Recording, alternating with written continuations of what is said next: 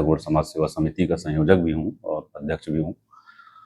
इस विषय पर मैं यही कहना चाहूँगा कि ये जो वीरांगना रानी दुर्गावती जो चौक बना है, इसकी जो मांग है जिला गौड़ समाज सेवा समिति ने वर्ष 2009 में तत्कालीन मुख्यमंत्री डॉक्टर रमन सिंह जी के पास किया था, जिसमें घोषणा जो है 9 लाख रुपए का हुआ था।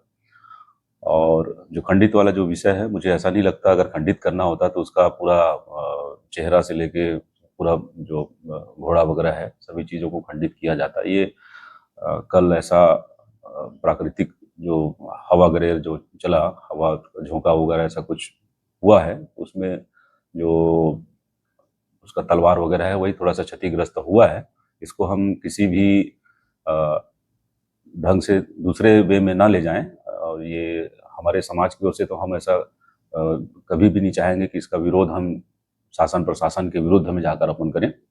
मैं इतना ही कहना चाहता हूं कि इस पर विरोध नहीं होना चाहिए, बल्कि हमारी मांग ये होनी चाहिए कि जो मूर्ति अभी क्षतिग्रस्त हुआ है, क्योंकि वो 2009 में बना है और आज 2026 चल रहा है, 8-9 साल का ड्यूरेशन जो हुआ है उसमें तो क्षतिग्रस्त होना ही होना है, बल्कि उसको तांबे का बनाया जाए, ये मांग हमारा गौड़ समाज करता है। और माननीय उप मुख्यमंत्री जी और यहाँ के विधायक जी से हमारा आग्रह है कि ये तांबे से बने और घोषणा करें वो, और जिससे कि समाज में असंतुलन की भावना नहीं होनी चाहिए। और जो भी राजनीतिक पार्टी या जो भी संगठन इस विषय को लेकर उठाना चाह रहे हैं वो उनका व्यक्तिगत है, परंतु मैं विरोध की परिभाषा इसमें मैं दर्शित नहीं करना चाहता।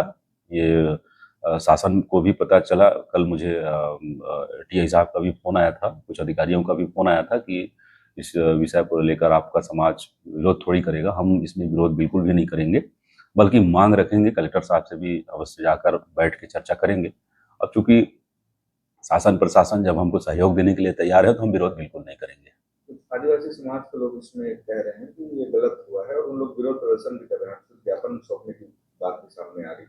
नहीं, कुछ संगठन है आदिवासी समाज के नाम से कुछ संगठन, तथाकथित संगठन बने हुए हैं जो ऐसे अवसर को खोजते रहते हैं, जिसमें कुछ राजनीतिक दल उनको पीछे से सहयोग देकर अपना मतलब विरोध का जो एक भाव रहता है, जिसे हम मीडिया में कवरेज हो, लोगों के बीच में हम विरोध प्रकट करके लोगों की भावनाओं को अपने तरफ खींचें, ऐसा उनका रहता ही है, हमेशा से चलते आ रहा है। कुछ तथाकथित आदिवासी संगठन हैं जो समाज को ये दिखाते हैं कि हम आपके हितैषी हैं, बल्कि ऐसा होता नहीं है। जितना भी उनके द्वारा विरोध प्रदर्शन या आवेदन निवेदन कलेक्टर के माध्यम से या एसपी पास जाकर जो आवेदन निवेदन करते हैं, उनका ऐसा कुछ रहता नहीं है। बाकी बाद में जाकर वो लोग पिछले दरवाजे से उसमें समझौता भी कर लेते हैं। ऐसे कुछ तथाकथित संगठन है जिनको मुझे कहने की आवश्यकता नहीं है।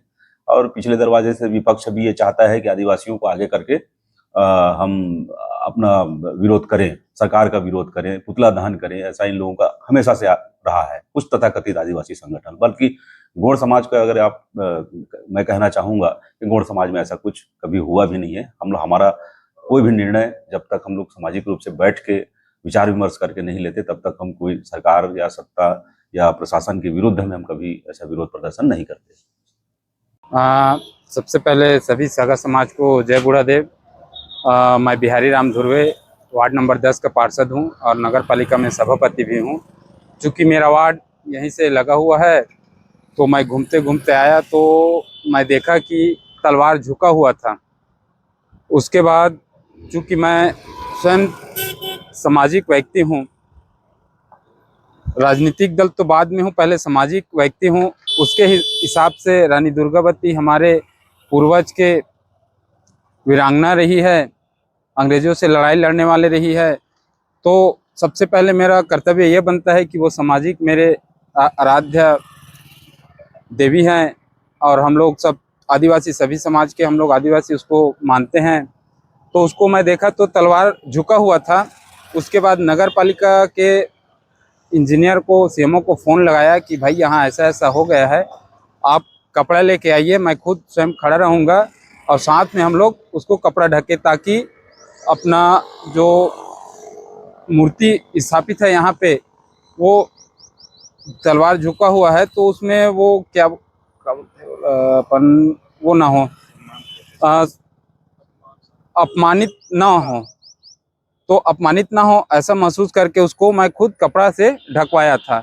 क्योंकि भैया जो अब चीज़ खंडित हो जाती है उसको सम्मान पूर्वक उसको कपड़ा से ढक दिया जाता है। उसके बाद मैं यहाँ का जनप्रतिनिधि होने के नाते इंजीनियर से इसके लिए एस्टीमेट बनवाने के लिए बोला हूँ और आगे चल के इसको समाज के माध्यम से इसको आगे की नया बनवाने के लिए, चौक को सौंदर्यीकरण के लिए हम लोग आगामी बैठक में इस बात को रखेंगे समाज के समक्ष।